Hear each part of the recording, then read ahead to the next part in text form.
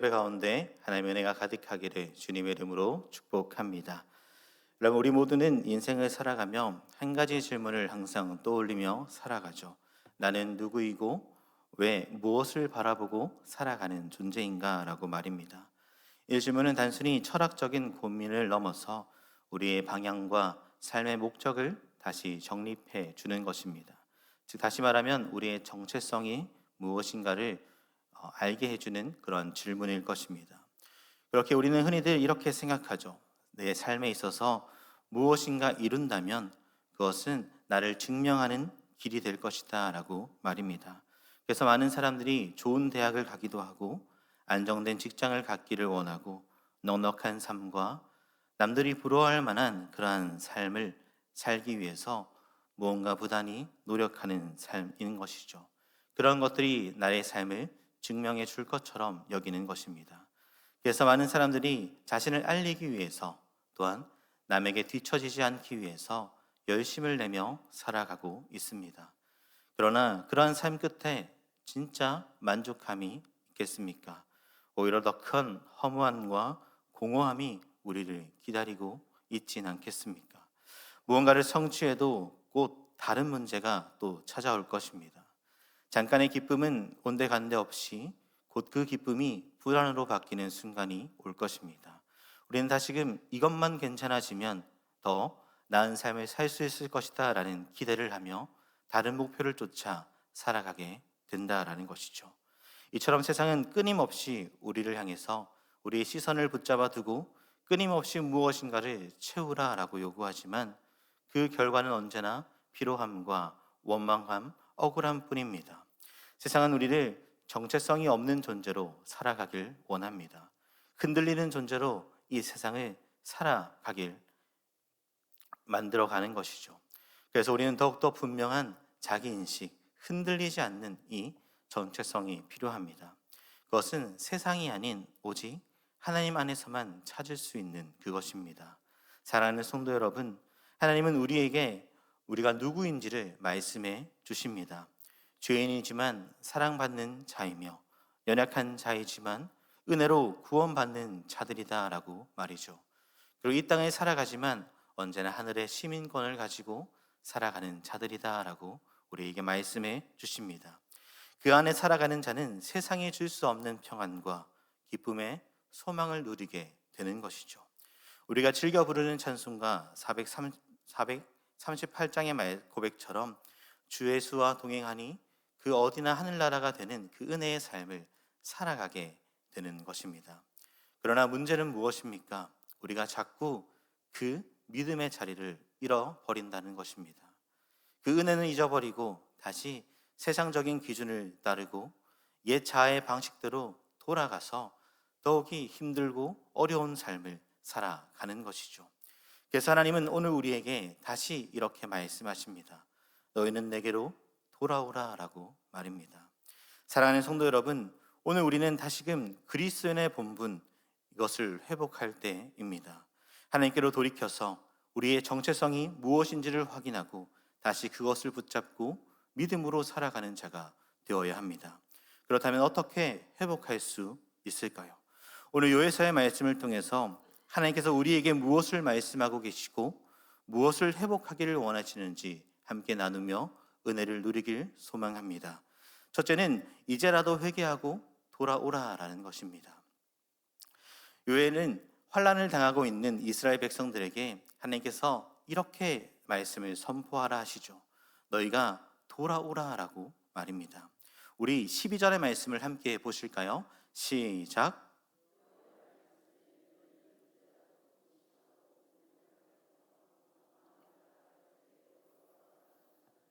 아멘. 우리 여기서 주목해야 보아야 할 단어는 이제라도라는 단어입니다. 이 말은 단순한 시간적인 개념을 넘어서 이는 하나님께서 여전히 어김없이 이 회개의 기회를 우리에게 열어 두셨음을 의미하는 것이죠. 동시에 지금이 바로 결단할 때다라는 것을 알려주시는 것입니다. 이것은 하나님께서 이스라엘 백성들을 향한 사랑의 부르심인 것이죠. 이스라엘은 이미 심판의 징조를 눈앞에 보고 있습니다. 메뚜기 떼가 모든 소산을 휩쓸어 버렸고 제사마저 하나님께 드리는 그 예배마저 끊어진 상황이었습니다. 그럼에도 불구하고 하나님은 말씀하시죠. 이제라도 돌아오라라고 말입니다. 우리가 생각하기에 너무 늦은 것처럼 보이는 그때에도 하나님은 아직 회복할 수 있다라는 말씀을 우리에게 전해주시는 것입니다. 이것이 바로 하나님의 긍휼하심이며 하나님의 인자하심입니다. 하나님께서 이스라엘 백성들에게 베푸실 긍휼이 아직 남아 있는 것이죠. 용서하지 않아도 버려두어도 아무런 대꾸조차 할 수 없는 그들에게 하나님은 한량없는 은혜를, 한량없는 긍휼을 베풀어 주시는 분이십니다. 이스라엘이 지금 하나님의 심판을 경험하고 있지만 소망을 잃어서는 안 되는 것이죠. 왜냐하면 아직 그들에게 하나님께서 베푸시는 이 회개의 기회가 남아있기 때문입니다. 하나님께서는 약속하고 계십니다. 이제라도 너희가 돌아오면 용서하리라, 회복시켜 주리라 라고 말입니다. 이제라도 라는 것은 그들이 어떠한 범죄를 범하여서 마치 자신이 생각하기에 용서받을 수 없는 그런 상황에 있는 그 순간일지라도 아직 하나님의 긍휼하심, 하나님의 용서하심이 유효하기 때문에 그 말씀을 붙잡고 지금이라도 그 악한 길에서 떠나서 하나님께 돌아오기만 한다면 그들을 용서해 주시겠다라고 말해 주는 것이죠.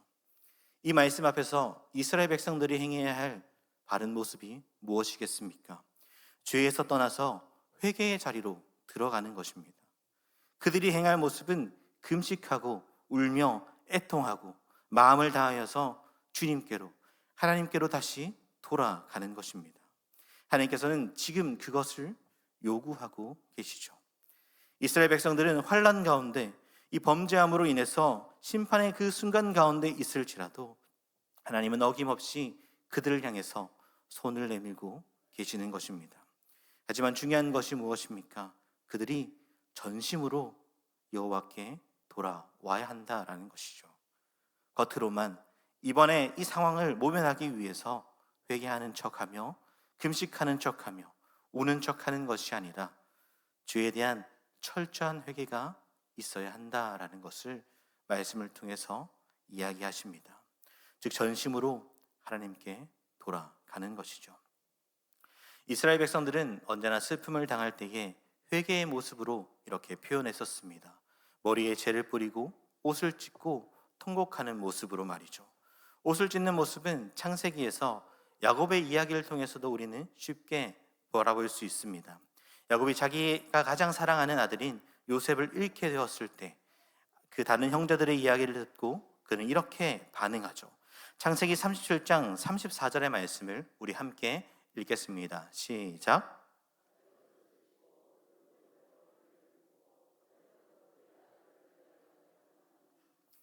야곱의 모습을 보아도 그들은 슬픔을 당할 때에 언제나 이러한 모습으로 자신의 옷을 찢고 죄를 뒤집어 쓰고 슬퍼했던 것을 볼 수 있습니다.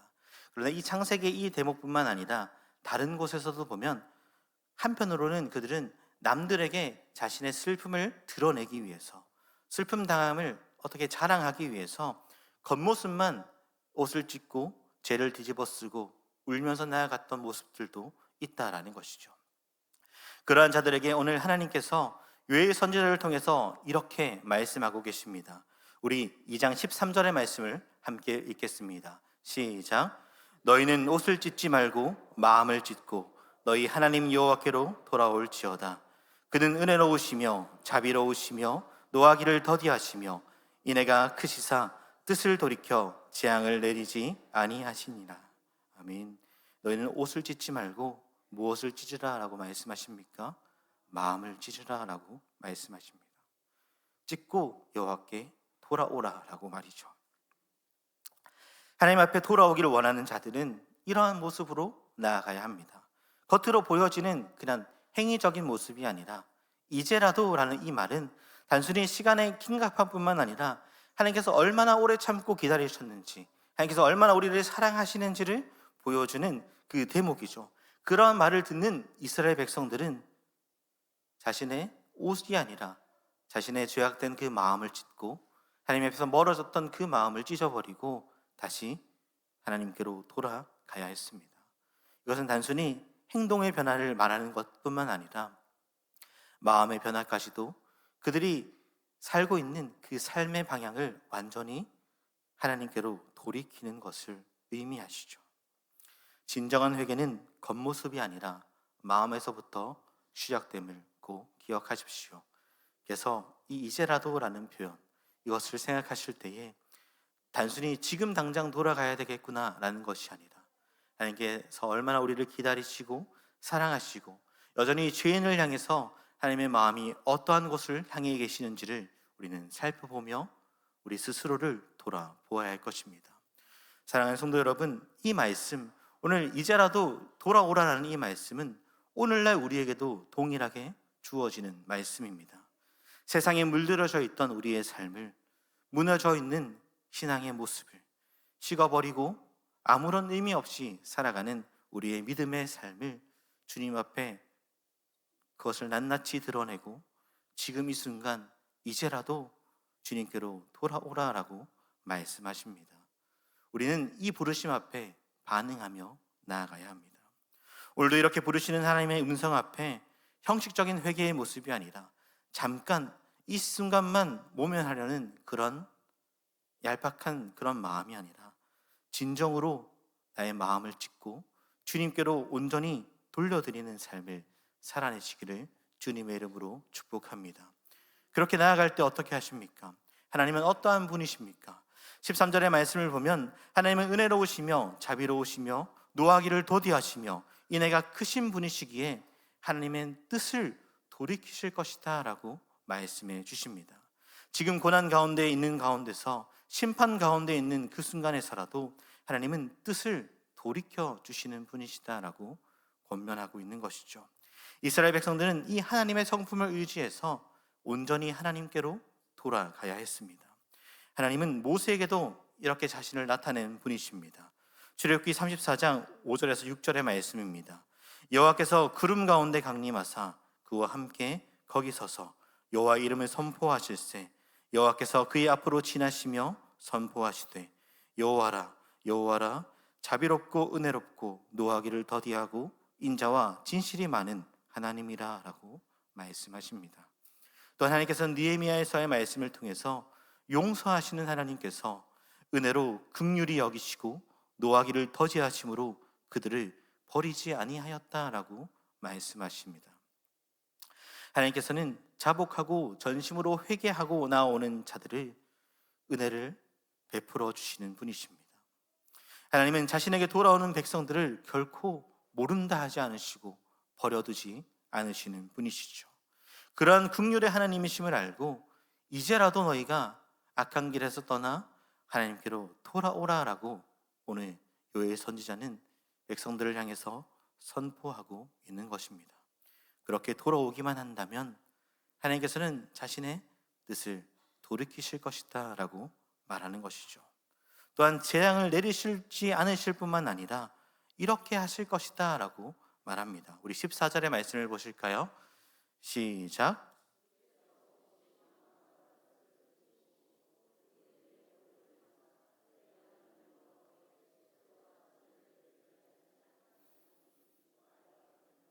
아멘.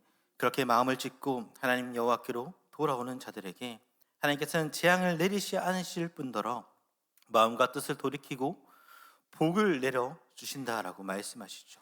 여호와 앞에 끊어졌던 그 소재와 전제를 다시 드리는 그 회복을 허락하신다라고 말씀해 주십니다. 하나님께서는 회개하며 나아가는 자들을 다시 언제나 그 사랑의 품으로 품어 주실 뿐만 아니라 그들의 삶을 다시금 회복시켜 주시는 분이시죠. 우리가 하나님의 용서를 당연시 여기며 나아가서는 안 되겠지만 우리가 하나님께 돌아갈 수 있는 이유는 하나님께서 긍휼의 하나님이시기 때문입니다. 사랑하는 성도 여러분, 오늘 우리는 이 요엘 선지자가 말씀한 이 이제라도 돌아오라는 이 음성 앞에 우리의 삶의 모습을 돌아보며 회개하며 주님께로 나아갈 수 있어야 합니다. 혹시 우리가 생각하기에 너무 늦은 것 같은 그런 마음이 들지라도 이미 너무 멀리 와 있는 것 같은 그런 마음이 있을지라도 바로 그러나 그때가 하나님 앞에 돌아갈 때임을 꼭 기억하십시오. 하나님 우리가 포기했다고 생각하는 그 순간에 바로 하나님은 여전히 우리를 지금도 기다리시는 분이시다라는 것을 잊지 않기를 소망합니다. 지금이라도 늦지 않았습니다. 오늘 이 시간, 이 순간에 바로 하나님께로 돌아갈 때라는 것이죠. 여전히 죄의 자리에 머물고 있는 우리의 모습을 발견하고 은혜로 그것을 외면하는 것이 아니라 직면하여서 주님께 다시 돌아오는, 날마다 그렇게 한 걸음 한 걸음 주님 앞에 나아가는 저와 여러분들이 되기를 주님의 이름으로 축복합니다. 아멘. 두 번째는 하나님의 백성으로서 잃어버린 이 거룩을 회복하라라고 오늘 말씀해 주십니다. 사랑하는 성도 여러분, 하나님은 지금도 우리에게 돌아오라라고 부르시는 분이십니다. 우리는 하나님께 돌아갈 수 없는 존재가 아니라 지금이라도 돌아가면 은혜로 받아주시는 분임을 우리가 확인했습니다. 그것은 겉모습이 아니라 우리의 전심으로 주님 앞에 나아감을 확인했죠. 그런데 여기서 한 걸음 더 나아가야 합니다. 하나님께 돌아간다라는 것은 단지 나의 잘못을 자백하고 고백하는 것에서 그치지 않는다라는 것이죠. 하나님의 백성으로서의 이 정체성을 회복하는 것, 다시 거룩한 삶을 살아가는 것에 있다라는 것입니다. 요엘 선지자는 고난 가운데 있는 이스라엘 백성들에게 회개할 것을 촉구하는 동시에 너희의 정체성, 곧 하나님의 거룩한 백성으로서의 그 삶을 회복하기를 말씀으로 얘기하고 있습니다. 우리 요엘서 2장 15절에서 16절의 말씀을 함께 읽겠습니다. 시작.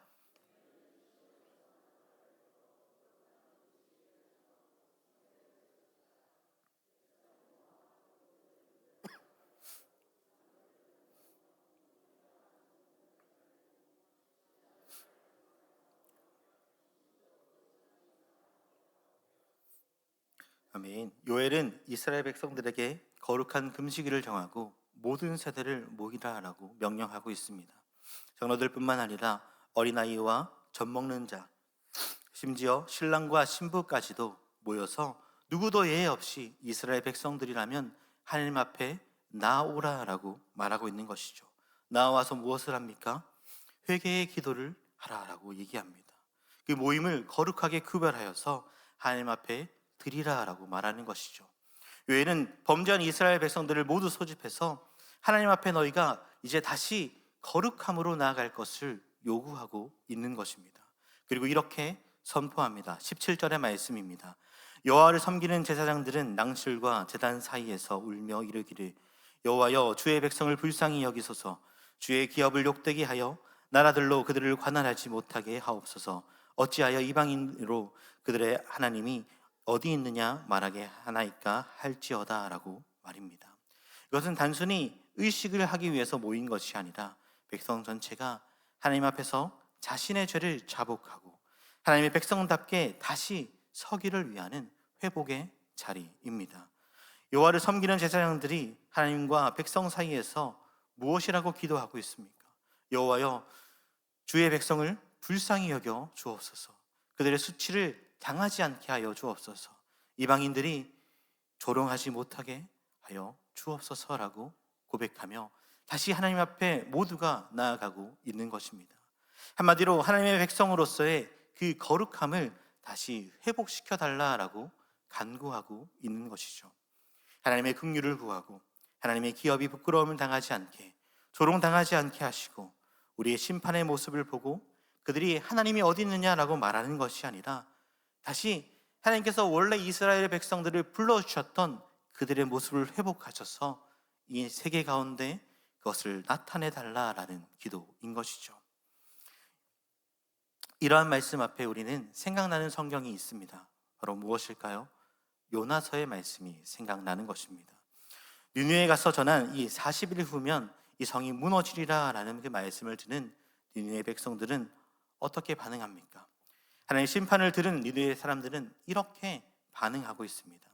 요나 3장 5절에서 10절의 말씀을 제가 읽어드리겠습니다. 니느웨 사람들이 하나님을 믿고 금식을 선포하고 높고 낮은 자를 막론하고 굵은 베옷을 입은지라 그 일이 느헤의 왕에게 들림에 왕이 보좌에서 일어나 왕복을 벗고 굵은 베옷을 입고 제 위에 앉으니라 왕과 그의 대신들이 조서를 내려 니느웨에 선포하여 이르되 사람이나 짐승이나 소떼나 양떼나 아무것도 입에 대지 말지니 곧 먹지도 말 것이요 물도 마시지 말 것이며 사람이든지 짐승이든지 다 굵은 베옷을 입을 것이요 힘써 하나님께 부르짖을 것이며 각기 악한 길과 손으로 행한 강포에서 떠날 것이라. 하나님이 뜻을 돌이키시고 그 진노를 그치사 우리가 멸망하지 않게 하시리라. 그렇지 않을 줄을 누가 알겠느냐 한지라. 하나님이 그들이 행한 것 곧 그 악한 길에서 돌이켜 떠난 것을 보시고 하나님의 뜻을 돌이키사 그들에게 내리리라고 말씀하신 재앙을 내리지 아니하시니라 라고 말씀하십니다. 니느웨 사람들은 하나님의 선지자인 요나가 전하는 이 하나님의 말씀을 듣고 하나님을 믿고 회개하며 그 자리로 나아가고 있습니다.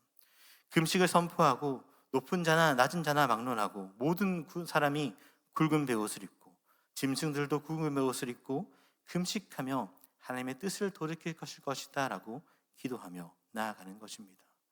그들은 악한 길에서 떠나 하나님께로 나아오고 있는 것이죠.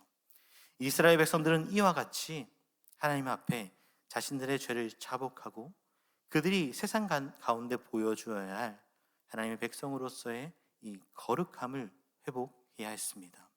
하나님께서 그들을 선택하시고 그들에게 거룩함을 요구하시기 때문이죠. 이렇게 말씀하십니다. 에스겔 39장 7절의 말씀입니다. 내가 내 거룩한 이름을 내 백성 이스라엘 가운데 알게 하여 다시는 내 거룩한 이름을 더럽히지 아니하게 하리니 내가 여호와 곧 이스라엘 거룩한 자인 줄 민족들이 알리라 하라 라고 말입니다. 또 하나님께서 우리를 향해서 거룩한 백성이고 하나님의 아름다운 덕을 선포하기 위해서 불러주셨던 그것을 회복하는 것입니다. 베드로전서 2장 9절의 말씀을 우리 함께 읽어볼까요? 시작.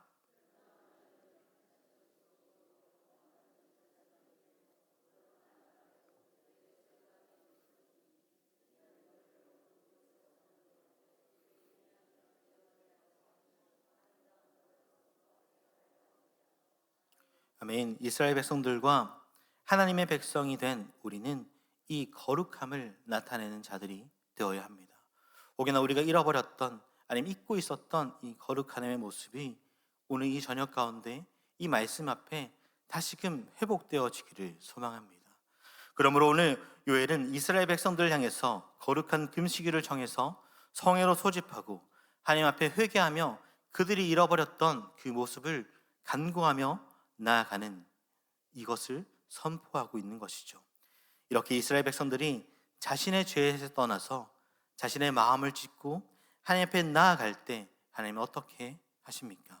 마지막으로 우리 2장 18절과 23절의 말씀을 함께 읽겠습니다. 시작. 그때 여호와께서 자기의 땅을 극진히 사랑하시어 그의 백성을 불쌍히 여기실 것이라. 시온의 자녀들아 너희는 너희 하나님 여호와로 말미암아 기뻐하며 즐거워할지어다. 그가 너희를 위하여 비를 내리시되 이른 비를 너희에게 적당하게 주시리니 이른 비와 늦은 비가 예전과 같을 것이라. 아멘. 그때에 곧 백성들이 마음을 찢고 회개하며 주님께로 돌아갈 때에 그때 하나님은 그 사랑으로 그들을 회복시켜 주신다라고 선언하고 있습니다. 그때에 하나님께서 이른 비와 늦은 비를 적당하게 주실 것이고 예전처럼 주시겠다라고 말씀하시는 것이죠. 하나님은 돌아오는 자를 언제나 은혜로 회복시키시고 돌아오는 자에게 한량없는 긍휼하심을 보여주시는 분이십니다. 사랑하는 성도 여러분, 우리의 하나님을 전심으로 회개하는 자들을 받아주심을 알고 오늘도 우리가 해야 할 일은 단 한 가지밖에 없습니다. 하나님께 다시 돌아가는 것이죠. 하나님 앞에 다시 우리의 거룩함을 회복시켜달라고 간구하며 나아가는 것입니다.